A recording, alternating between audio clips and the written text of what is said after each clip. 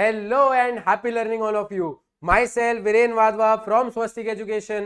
आज के लेक्चर में हम chapter number 1 electric charges and fields का एक प्यारा सा डेरिवेशन जो है उसको डिस्कस करने वाले हैं। उस डेरिवेशन का नाम है electric field due to dipole on its equatorial line या नॉर्मल बाइसेक्टर।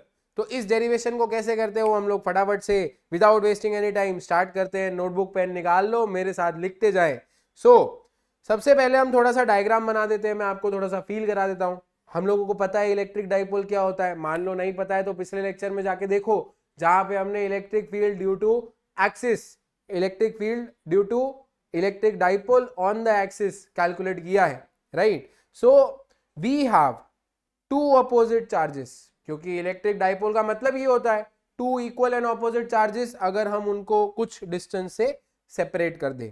सो एक माइनस क्यू चार्ज है, एक प्लस क्यू चार्ज है, separated by a distance of 2l which makes it a dipole. A is a random point on the perpendicular line to a distance of x from the center of the dipole. So we have this dipole, उसके centre से x distance ऊपर, perpendicular, हाँ, x distance ऊपर हम लोगों ने एक point बनाया है A। अब इस पर्टिकुलर पॉइंट पे हमें इलेक्ट्रिक फील्ड निकालनी है। किसी भी पर्टिकुलर पॉइंट पे इलेक्ट्रिक फील्ड निकालने के लिए सबसे पहला काम एक छोटा सा टेस्ट चार्ज जाके उस पॉइंट पे रख दो, ठीक है।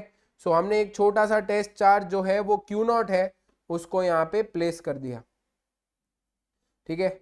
अब ये सोचना है कि ये जो डायग्राम है आप सबको समझ आ रहा होगा, राइट। ये माइनस क्यू है, ये प्लस क्यू है, डॉट डॉट डॉट लाइन बना के मैंने ऐसा कुछ किया है। अब ये डायग्राम भी आप लोगों को बनाना है। इस डायग्राम में कुछ चीजें हैं वो पहले लिख लेते हैं, देखो। अच्छा, ये पॉइंट ई है, ओके। सो अब हमारे पास एक चार्ज है माइनस क्यू। ये टेस्ट चार्ज को किधर बुलाएगा? माइनस क्यू है, प्लस क्यू है, अनलाइक चार्जेस है, बोलेगा आजा बेटा मेरे पास आजा, ठीक है। तो माइनस क्यू बोलेगा प्लस क्यू को मेरी तरफ आओ। सो माइनस क्यू की वजह से जो इलेक्ट्रिक फील्ड लगेगी वो इसके डायरेक्शन में लगेगी। अच्छा, इलेक्ट्रिक फील्ड कितनी लगेगी? के क्यू बाई आर स्क्वायर। अगर मान लो मैं इस इलेक्ट्रिक फील्ड की वैल्यू पूछूं, ये जो इलेक्ट्रिक फील्ड यहाँ पे लगने वाली है, सो इलेक्ट्रिक फील्ड की अगर मैं आपसे वैल्यू पूछूं तो के Q by distance between them का स्क्वायर होगा ना, हाइपोटेनस है ये, बराबर है, तो के क्यू बाय आर स्क्वायर होगा। सिमिलर बेसिस पे अब ये जो प्लस क्यू चार्ज है ये क्या करेगा? ये प्लस क्यू है, ये क्यू नॉट है, दोनों पॉजिटिव है। प्लस क्यू बोलेगा लाइक चार्जेस है, अरे लाइक चार्जेस है तो चलो रिपेल करो, जा बेटा मेरे से दूर जा, बराबर है। तो प्लस क्यू क्या करेगा? क्यू नॉट को अपने से दूर भेजेगा। सो ये दूसरी इलेक्ट्रिक फील्ड हो जाएगी। अब इसको भी मैं ई वेक्टर लिख रहा हूं और नीचे वाली इलेक्ट्रिक फील्ड को भी मैं ई वेक्टर लिख रहा हूं, ऐसा क्यों? सो देखो, जो दूसरी इलेक्ट्रिक फील्ड होगी वो भी तो के क्यू बाई आर स्क्वायर ही होगी, है ना, क्योंकि चार्ज भी सेम है और उन दोनों के बीच में डिस्टेंस अभी भी ये जो ट्राइंगल है उसका हाइपोटेनस ही है, राइट। सो दोनों इलेक्ट्रिक फील्ड जो है वो मेरी क्या है? ई ही तो है।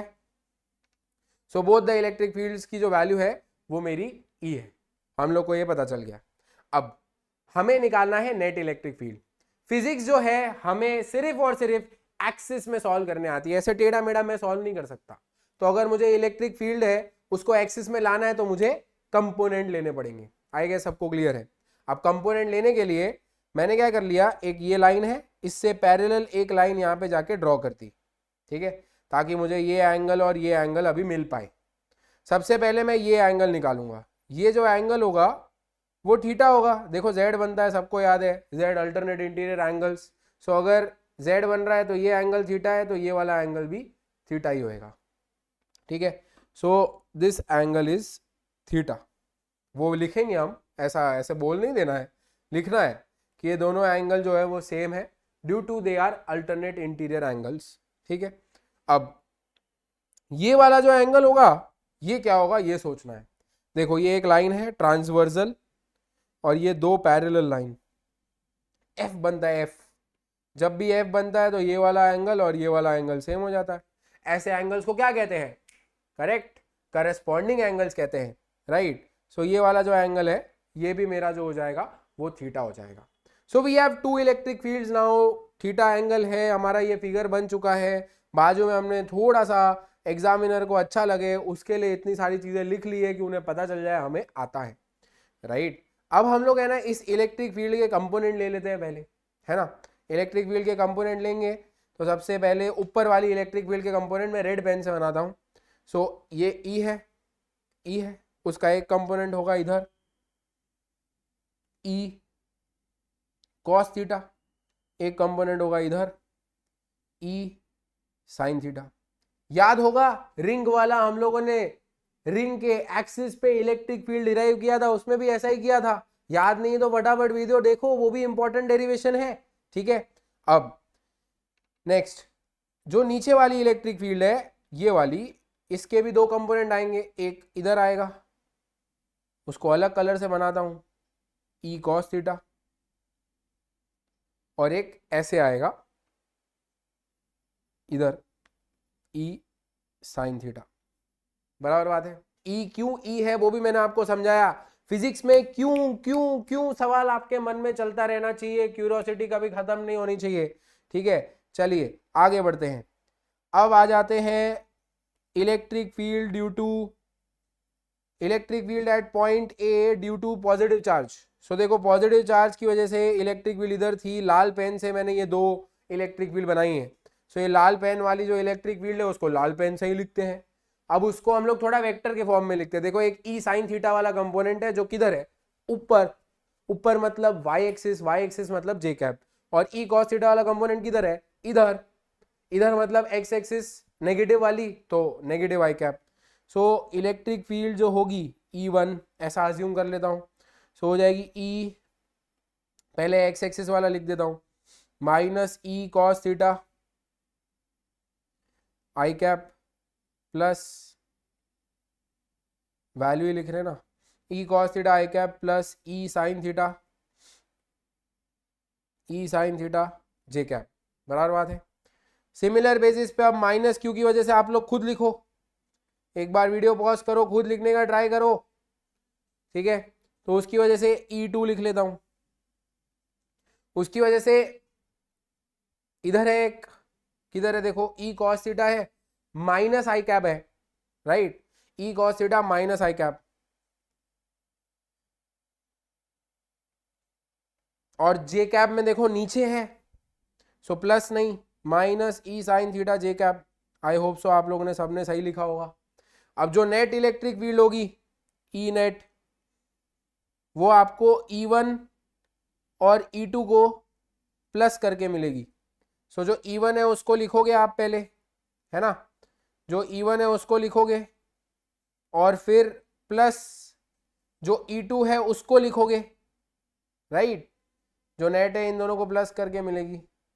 जब आप इन दोनों को प्लस करोगे तो आप गौर करोगे ई साइन थीटा जे कैप, ई sine theta J cap cut हो जाएगा, सिर्फ क्या बचेगा, माइनस 2E कॉस थीटा आई कैप, बराबर बात है।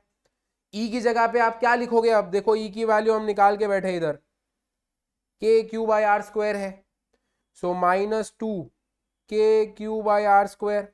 कॉस थीटा की वैल्यू भी निकालनी पड़ेगी। कॉस थीटा कैसे निकालेंगे, देखो हमारे पास ये ट्राइंगल है, कौन सा ट्राइंगल लेना है, देखो ये ए पॉइंट है, AOC ले लेते हैं। तो कॉस थीटा होता है adjacent, adjacent upon hypotenuse L by r. So in triangle AOC cos theta जो होगा वो एडजेसेंट अपॉन हाइपोटेनस होगा L बाई आर। सो इधर कॉस थीटा की जगह पे L बाई आर लिख देता हूँ, और आई कैप, ठीक है। सो क्या आ रहा है देखो 2KQL बाय आर क्यूब, और ये माइनस को आई कैप के साथ लिख के माइनस आई कैप लिख देते हैं, माइनस को आई कैप के साथ लिख के माइनस आई कैप लिख देते हैं। ये दिखाएगा कि जो नेट इलेक्ट्रिक फील्ड है वो नेगेटिव एक्स में है, ठीक है। अब देखो हम लोग को पता है एक डाइपोल मोमेंट की फॉर्मूला होती है, वी नो दैट जो डाइपोल मोमेंट होता है वो किसके बराबर होता है, charge into distance between them. Charge मेरा Q है और उनके बीच में जो डिस्टेंस है वो 2L है। सो मैं क्या कर सकता हूँ, 2QL जो है उसकी जगह पे P लिख सकता हूँ, राइट। ये जो 2QL है, ये 2 और ये QL, इसकी जगह पे P लिख सकता हूँ, और R की जगह पे क्या लिख सकता हूँ, ये जो R है स्मॉल r, उसकी जगह पे पाइथागोरस से x² + l² की पावर 1/2 लिख सकता हूँ, राइट, रूट। वो सारी वैल्यूज पुट कर देता हूं इधर, तो क्या क्या आ जाएगा, K P by root X square plus L square का cube. Root X square plus L square क्या है, मेरा आर का वैल्यू है, वो यहाँ पे लिखा है। अब हम लोग को पता है रूट का मतलब पावर में हाफ, और पावर में हाफ का अगर मैं क्यूब करूँ तो 3/2 हो जाएगा। सो के P by x square plus L square की पावर 3/2, और ये होगी हमारी माइनस आई कैप में, बराबर है। So electric field net on the equatorial line, on the equatorial line of dipole is kp by x square plus l square की power 3/2। वो माइनस आई कैप में है, वो आपको पता है, ठीक है। ये इलेक्ट्रिक फील्ड की वैल्यू है। अब इसका भी एक स्पेशल केस है। स्पेशल केस क्या है, x ग्रेटर देन l वाला, जैसा हमने सेम एक्सियल वाले पोजीशन में किया था। सो स्पेशल केस क्या है, special case is where x greater than l हो। ये वाला फॉर्मूला तभी अप्लाई कर सकते हैं जब ये कंडीशन दी होगी x ग्रेटर देन l है।